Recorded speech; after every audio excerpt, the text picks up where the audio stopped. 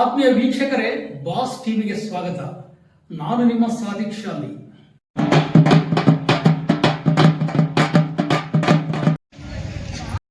ಕರ್ನಾಟಕ ರಾಜ್ಯ ಪೌರಸೇವಾ ನೌಕರ ಸೇವಾ ಸಂಘಕ್ಕೆ, ಕರ್ನಾಟಕ ರಾಜ್ಯ ಪೌರಸೇವಾ ನೌಕರ ಸೇವಾ ಸಂಘಕ್ಕೆ ನಮ್ಮ ಬೇಡಿಕೆಗಳನ್ನು ಇಂದು ಲಿಂಗಸೂರು ಪುರಸಭೆಯ ಪೌರಸೇವಾ ಕಾರ್ಮಿಕರು ತಮ್ಮ ಕರ್ನಾಟಕ ರಾಜ್ಯ ಪೌರಸೇವಾ ನೌಕರ ಸಂಘದ ರಾಜ್ಯ ಅಧ್ಯಕ್ಷರ ಆದೇಶದ ಮೇರೆಗೆ ಇಂದು 30/5/2025ರಿಂದ ಅನಿರ್ದಿಷ್ಟ ಅವಧಿಗೆ ಮುಷ್ಕರ ಆರಂಭಿಸಿದ್ದಾರೆ.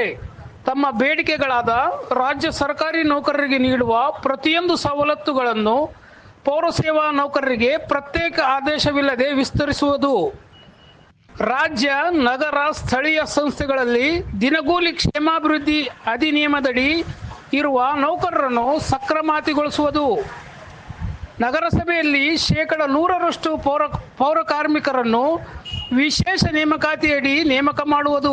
ಹೀಗೆ ಸುಮಾರು 7 ಪ್ರಮುಖ ಬೇಡಿಕೆಗಳನ್ನು ಮುಂದಿಟ್ಟುಕೊಂಡು ಅನಿರ್ದಿಷ್ಟ ಅವಧಿ ಮುಷ್ಕರ ಆರಂಭಿಸಿದ್ದಾರೆ.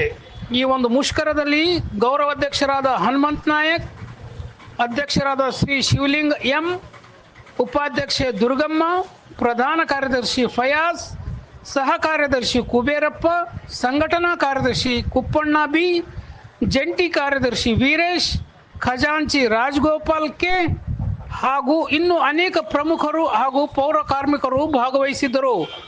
ವರದಿ ಸಾದಿಕ್ ಶಾಲಿ, ಬಾಸ್ ಟಿವಿ, ಲಿಂಗಸಗೂರ್. ವಿನಂತಿಸ್ತೀನಿ. ನಾನು ಮಾನ್ಯ ಅಧ್ಯಕ್ಷರಿಗೆ ಮತ್ತು ಸ್ಥಾಯಿ ಸಮಿತಿ ಅಧ್ಯಕ್ಷರಿಗೂ ಮತ್ತು ಮುಖ್ಯಾಧಿಕಾರಿಗಳು ಸಲ್ಲಿಸುತ್ತಿರುವಂತಹ ಮನವಿ ಪತ್ರವನ್ನು ನಾನೀಗ ಓದಕ್ಕೆ ಇಷ್ಟಪಡ್ತೀನಿ. ಕರ್ನಾಟಕ ರಾಜ್ಯ ಪೌರಸೇವಾ ನೌಕರ ಸೇವಾ ಸಂಘದ ಬೇಡಿಕೆಗಳನ್ನು ಈಡೇರಿಸದೇ ಇರುವುದರಿಂದ ದಿನಾಂಕ 30/5/2025ರಿಂದ ಅನಿರ್ದಿಷ್ಟಾವಧಿ ಮುಷ್ಕರ ಕೈಗೊಳ್ಳುತ್ತಿರುವ ಕುರಿತು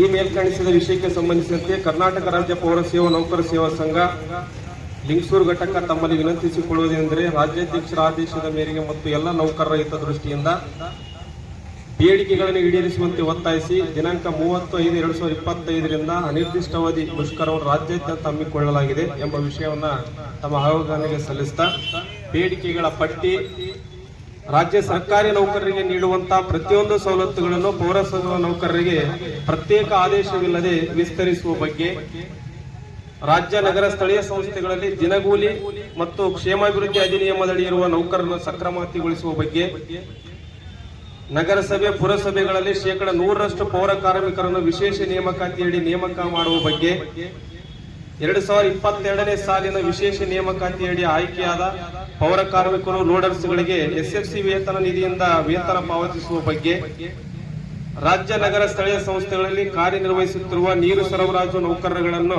ವಿಶೇಷ ನೇಮಕಾತಿಯಡಿ ಪರಿಗಣಿಸುವ ಬಗ್ಗೆ, ಪೌರಸೇವಾ ನೌಕರರಿಗೆ ರಾಜ್ಯ ಸರ್ಕಾರಿ ನೌಕರಿಗೆ ಆಗಲೇ ಸರ್ಕಾರ ಜಾರಿಗೆ ತಂದಿದೆ ಸದರಿ ಯೋಜನೆಯನ್ನ ಜ್ಯೋತಿ ಸಂಜೀವಿನಿ ನಗದು ರಹಿತ ಚಿಕಿತ್ಸಾ ಸೌಲಭ್ಯ ಕಲ್ಪಿಸುವ ಬಗ್ಗೆ, IT ಸಿಬ್ಬಂದಿ, ಅಕೌಂಟೆಂಟ್, ಕನ್ಸಲ್ಟೆಂಟ್, ಕಂಪ್ಯೂಟರ್ ಆಪರೇಟರ್, ವಾಹನ ಚಾಲಕ, ಸ್ಯಾನಿಟರಿ ಸೂಪರ್ವೈಸರ್ ಹಾಗೂ ಇತರೆ ವೃತ್ತದ ನೌಕರರುಗಳು ಸುಮಾರು ವರ್ಷಗಳಿಂದ ಎಲ್ಲ ನಗರ ಸ್ಥಳೀಯ ಸಂಸ್ಥೆಗಳ ದಿನಗೂಲಿ ಆಧಾರದ ಮೇಲೆ ಕರ್ತವ್ಯ ನಿರ್ವಹಿಸುತ್ತಾ ಬಂದಿದ್ದಾರೆ. ಹೀಗಾಗಿ ಅವರಿಗೆ ಜೀವನ ಭದ್ರತೆ